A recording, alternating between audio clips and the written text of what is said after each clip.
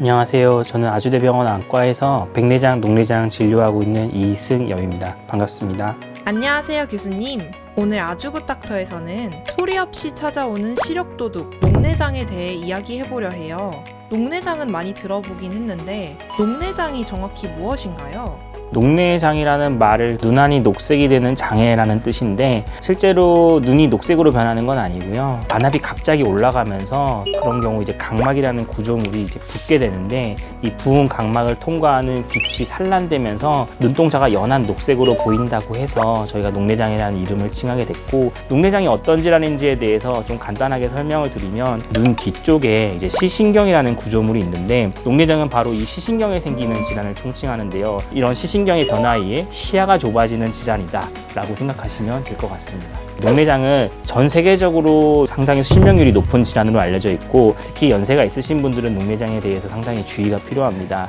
그럼 이런 녹내장의 발병 원인은 어떤 게 있을까요? 가장 중요한 팩터는 사실 두 가지로 알려져 있습니다. 1차적으로 녹내장에 가장 영향을 주는 부분은 안압이라고 하는데, 이 안압이 왜 영향을 주냐면 안압이 오르게 되면 아무래도 눈 뒤쪽에 있는 시신경이 상대적으로 눌리는 구조로 변하게 되면서 어떤 시신경의 형태학적 변화가 진행되면서 녹내장이 진행된다, 이렇게 저희가 1차적으로 보고 있고요.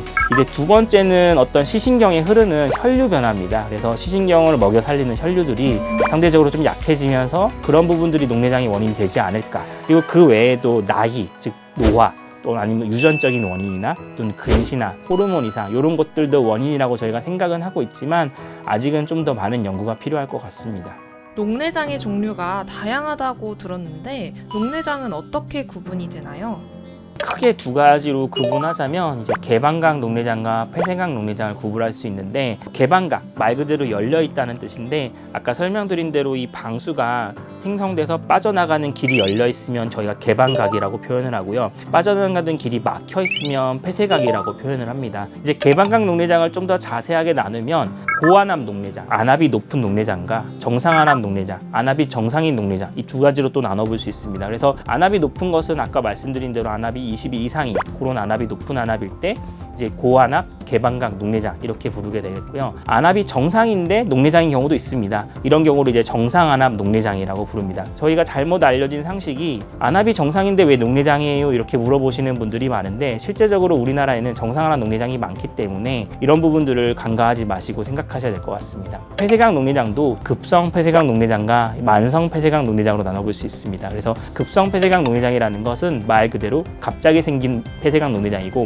이런 경우에는 갑작스러운 시력 저하라던가 심한 두통, 안통 또는 구역감 이런 것을 동반하게 되겠고, 대부분 증상을 금방 느끼시기 때문에 급성 폐쇄각 녹내장은 대부분 응급실로 내원해서 응급하게 치료를 하게 됩니다. 이제 만성 폐쇄각 녹내장이라는 것은 말 그대로 병이 천천히 진행된 경우를 얘기하고요. 이런 경우에는 보통 본인이 자각하는 증상이 잘 없게 됩니다. 그래서 이런 경우에 좀 더 치료가 좀 더 까다로워지게 됩니다. 그리고 녹내장의 종류에 대해서 말씀드릴 때 꼭 강조해드리고 싶은 것이 이제 녹내장 의증이라는 상태인데요. 말 그대로 녹내장이 의심이 되는 상태를 얘기하는데, 가령 예를 들어서 아무런 구조적인 문제가 없으신데 안압만 높은 경우, 되게 많은 분들이 이 상태를 문제가 없다라고 생각을 하시고 병원을 내원하지 않는 경우가 많은데요. 아까도 말씀드렸지만 녹내장은 노화 등이 관련돼 있기 때문에 나이가 드시면 이 녹내장 의증 상태가 또 녹내장으로 진행할 수 있습니다. 그렇기 때문에 본인이 녹내장 의증을 진단받으신 분들도 꼭 기억하시고 1년 또는 2년 단위로 안과 검진을 받으시는 게 중요하겠습니다. 녹내장이 합병증으로 인해서 발병되기도 한다고 들었어요. 그 원인이 무엇인가요? 네, 그런 경우를 저희가 이제 속발성 녹내장으로 부르는데요. 쉽게 말하면 이제 어떤 다른 안 질환이 있거나 다른 전신 질환이 있을 때 녹내장이 동반되었다라고 표현을 해서 이제 속발성 녹내장이라고 칭하는데, 첫 번째는 이제 심하게 백내장을 앓고 계시거나 또는 포도막염을 반복적으로 앓으신 분들은 이런 안질환이 원인이 돼서 2차적으로 녹내장이 생길 수가 있고, 가령 이제 당뇨가 심하신 분들, 이런 분들은 이제 당뇨 망막병증이라는 합병증이 생길 수가 있는데, 이런 경우에 2차적으로 녹내장이 속발할 수 있습니다. 환자분에 따라서는 망막 박리와 같은 질환 때문에 수술적인 치료를 받게 되는 경우도 있을 텐데, 이렇게 수술적인 치료를 받고 나서 2차적으로 녹내장이 동반되는 경우가 생길 수도 있고, 또 주의하셔야 될 건 이제 만성적으로 약을 드시는 분들 중에서 어떤 스테로이드 제제를 오래 드시는 분들은 이로 인한 2차적인 녹내장이 속발할 수 있기 때문에 이런 부분들을 좀 조심하셔야겠습니다. 근시가 있는 사람도 발병이 된다는 걸로 아는데 주로 녹내장의 발병 대상은 어떤 분들이 있을까요? 네, 뭐 여러 가지가 있겠지만 이제 주 대상 중에 가장 첫 번째로 강조드리고 싶은 것은 안압이 높은 분들입니다. 그래서 저희가 검진을 할 때 꼭 안압을 책정하게 돼 있고 본인이 반복적으로 안압이 높게 측정되시는 분들은 꼭 녹내장을 의심해보고 녹내장과 관련된 검사를 해보시는 게 필요하겠고요. 두 번째는 사실 나이입니다. 녹내장은 노화와 관련된 병이기 때문에 아무래도 나이가 드시면서 녹내장의 유병률도 올라갈 수밖에 없습니다. 그렇기 때문에 나이가 드신 분들은 녹내장 검진을 꼭 받아보셔야 되는 이유도 그런 이유 때문입니다. 세 번째로는 근시입니다. 그래서 우리나라 같은 경우에 근시가 녹내장의 진행과 상당히 연관돼 있다고 알려져 있기 때문에 본인이 근시신 분들은 녹내장 검진을 꼭 받으시는 것을 추천드립니다. 그리고 네 번째로 중요한 것은 이제 고혈압이나 당뇨 같은 전신질환인데요. 대부분 이런 환자들 경우에는 어떤 시신경으로 가는 혈류에 어떤 제한적인 흐름이 있을 수밖에 없는데 이게 원인이 되어서 녹내장이 발병한다라고 알려져 있기 때문에 본인이 고혈압, 당뇨, 특히 조절되지 않는 당뇨이신 경우에는 꼭 녹내장 검진을 받으시는 것을 추천드립니다. 네, 다섯 번째는 녹내장 가족력입니다. 녹내장은 실제적으로 연구를 해보면 일부 유전적인 요인이 관여는 하고 있지만 직접적으로 유전병은 아니기 때문에 녹내장에 가족력이 있으신 분들은 좀 주의하시는 게 좋습니다. 그래서 이런 부분을 기억하시고 본인에게 녹내장 가족력이 있으시다면 녹내장 검진을 꼭 받아보실 것을 추천드립니다. 그렇다면 녹내장의 증상은 어떤 것들이 있을까요? 녹내장은 이제 대표적으로 소리 없는 시력 도둑이라고 얘기를 하는데 초기에는 증상을 잘 못 느끼다가 서서히 진행이 되면서 증상을 느끼시는 경우가 많은데 보통 증상이라고 하면 부분적으로 시야 결손이 있다거나 부분적으로 흐리게 보인다거나 빨리 움직이는 물체를 쫓아가기 어렵다거나 아니면 초점을 맞추기 좀 힘들어진다거나 이런 것들이 증상일 수가 있겠습니다. 하지만 대부분 본인이 자각하는 이런 증상들이 있을 경우에는 어느 정도 진행이 된 녹내장의 경우가 높은데요. 그래서 녹내장은 보통은 초기에는 증상을 좀 자각하기가 어렵고 이렇게 미세한 시야 결손도 본인이 금방 자각하고 안과를 내원하시는 분들도 있는데 시력 저하나 뭐 시야 결손 이런 것들은 사실 본인이 느끼기 좀 어렵으니까 검진을 통해서 확인하는 것이 중요하겠습니다. 그럼 녹내장의 진단은 어떻게 진행이 되나요?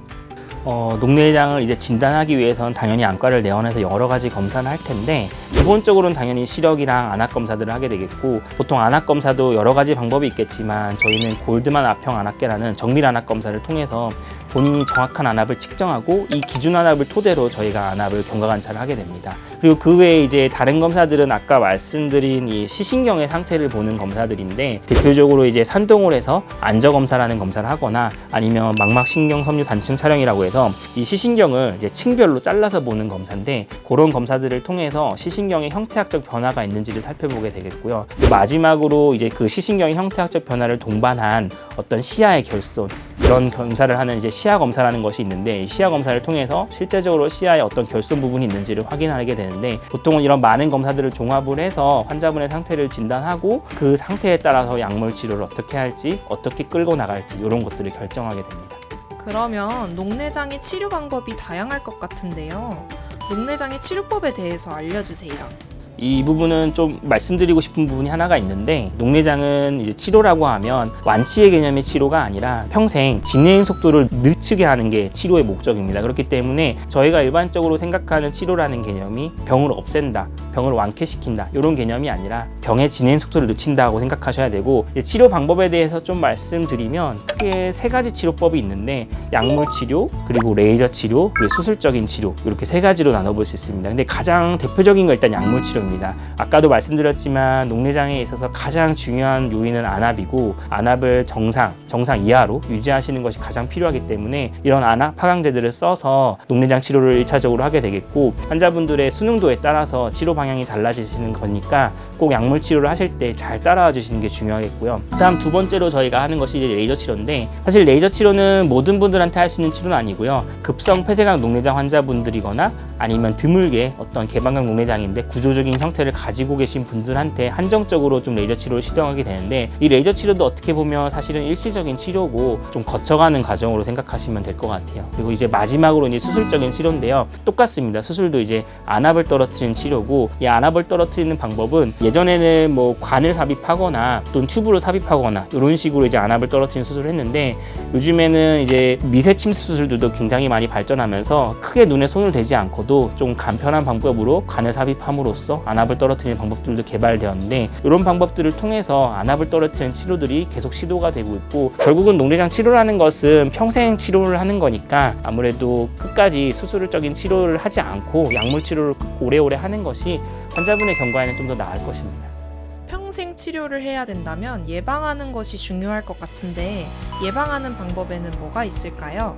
사실은 완벽한 예방법이라고 알려진 것은 아직까지는 없고요. 그렇기 때문에 병을 일단 조기에 발견하고 조기에 치료하는 것이 상당히 병의 경과에 영향을 주고, 이를 위해서는 안과 검진을 정기적으로 받는 것이 일단 가장 중요하겠습니다. 그래서 본인이 40대 이후의 환자시고, 그리고 본인에게 어떤 녹내장의 가족력이 있다던가, 본인이 근시가 심하다던가, 아니면 당뇨 같은 만성질환이 있거나 이런 분들은 꼭 1년에 한 번씩은 안과 검진을 꼭 해보시는 것을 추천드리고요. 그리고 일상생활에서도 본인이 좀 조심하실 것들이 있다면, 일단 첫 번째로는 과도한 카페인을 섭취한다던가 아니면 과도한 음주를 하는 것, 이런 것들은 좀 피해 주시는 게 좋겠고, 그리고 현대인은 아무래도 핸드폰이나 뭐 TV 이런 것들을 많이 보실 텐데 최대한 어둡지 않고 밝은 환경에서 보시는 것이 상당히 중요합니다. 그리고 이제 운동 같은 것도 많이들 물어보시는데, 운동은 이제 적절한 유산소 운동은 상당히 녹내장 치료에 도움이 되겠지만, 복압을 올리는 거꾸로 매달린다던가 과도한 윗몸 일으키기를 한다던가 심한 근력 운동을 한다던가, 이런 것들은 사실은 녹내장 치료에는 도움이 되지 않는 부분들이기 때문에, 본인이 뭔가 녹내장을 예방하고자 하는 분들은 이런 운동들은 좀 피해서 유산소 운동 위주로 운동을 하시는 것이 조금 더 바람직한 방법이겠습니다. 그렇다면 이 영상을 보시고 녹내장을 걱정하시는 분들께 한 말씀 부탁드려요.